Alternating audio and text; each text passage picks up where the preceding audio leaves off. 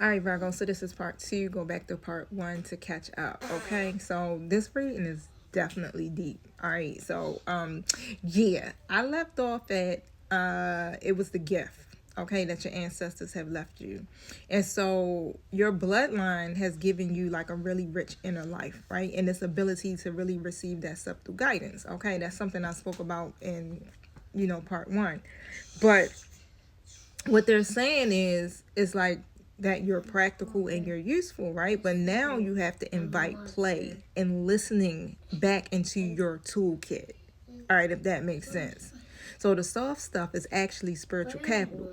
And so yeah, you can't be operating and moving through this phase of your life, in that Queen of Swords energy. All right, you got to balance the energy. And so now it's okay to be soft. Virgo. All right. Now, the ancestral path forward, with the death card coming out, right? Like, man, that's like straight transformation. But hold ceremony to release what no longer serves you. The patterns, the vows, the stories, right? Let the old identity die so the healed lineage can emerge. It's going to stop at you. Structure your transformation, right? Plan a symbolic ritual, then actually carry that change into your daily habits, okay? So it's going to stop with you. That's what I'm hearing. Tell me about this stopping at Virgo.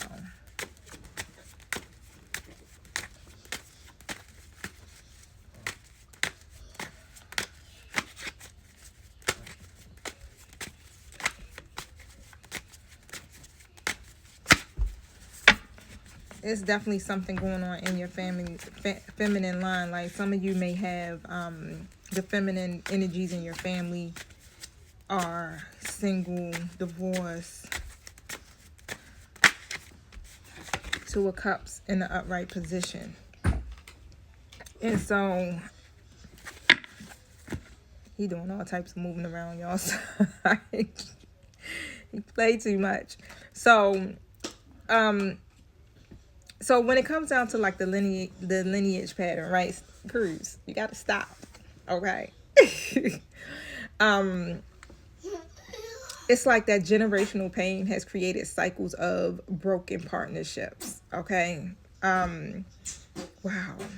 Emotional detachment and relationships that don't last or don't evolve.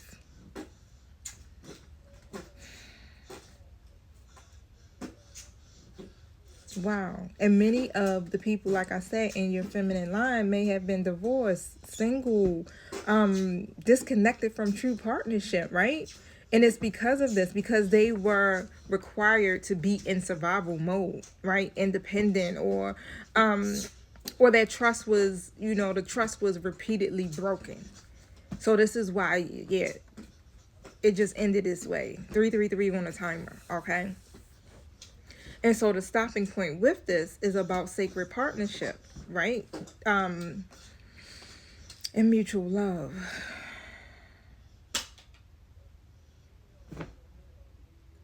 Wow. This stops with you, Virgo, because you carry the energy of union. You may have a twin flame or a divine counterpart, but you carry the energy of union. I feel like you could have been on that path, though. At one point, you may have thought to yourself, like, oh, maybe it's not meant for me. Like, you really was going to give up on love, on relationships, any of that, right? But now it's like you're going through this transformation and you're healing. You're the one that's meant to heal the wound of separation. Wow. And so the way that you do it is by embodying healthy reciprocal partnerships, like both within yourself, okay, divine feminine, divine masculine energy, right, union, and in your outer relationships. These are connections that are mutual, okay, harmonious. You are the bridge, literally, like the one chosen to end the cycles of broken love and emotional detachment, Virgo. And so instead of repeating the wound of the Queen of Swords, reverse that hardness, right? And the Knight of Pentacles, reverse that stagnation. You're embodying the Two of Cups, the partnership, the flow, the trust. This is why, wow, your journey may have been the way it was or is.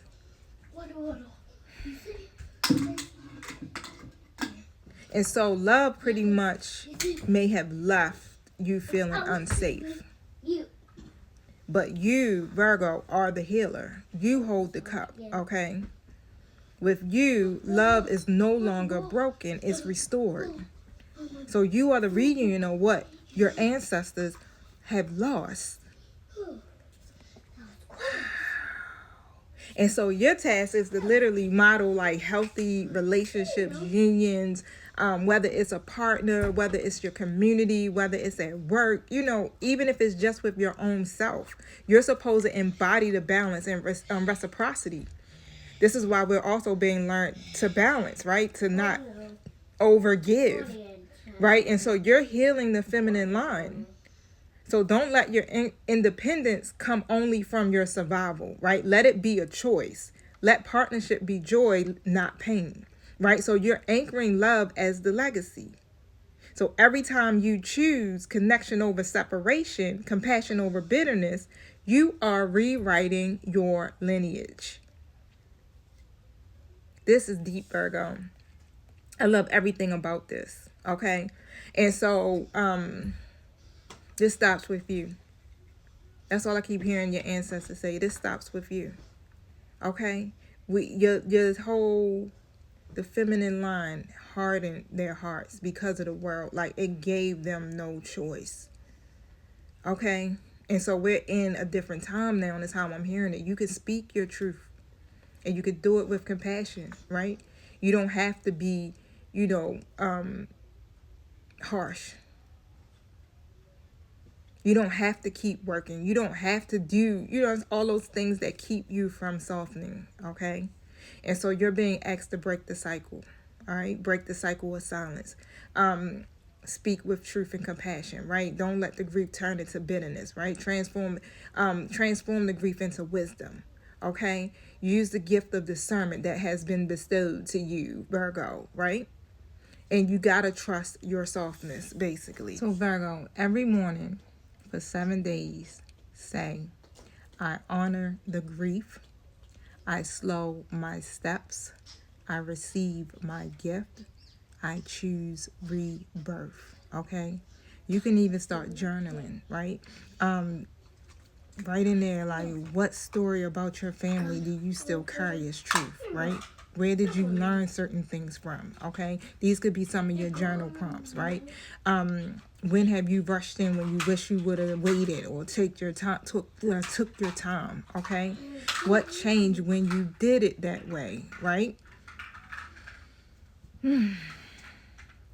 It's so much, okay, that you can actually do. It's some rituals if you are up to like those type of rituals, like little mini rituals.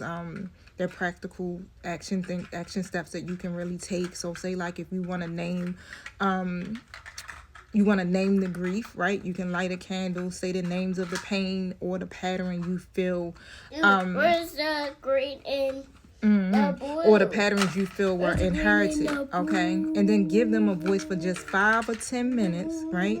Journal it or speak it out loud. Hush, hush. I can't hear. The green and blue. Okay. But however, right? These are some of the things, you can kind of look it up and see what you can do, okay, to help you to release some of this stuff, right? But honor the sorrow. Okay? So affirm, I honor the sorrow. I slow my steps. I receive my gift. Okay? And I make room for rebirth. All right? Let's say a little closing out prayer or something like that. Okay? So thank you for the grief that taught us strength, the delays that taught us discernment, and the tenderness that taught us how to be soft. Peace.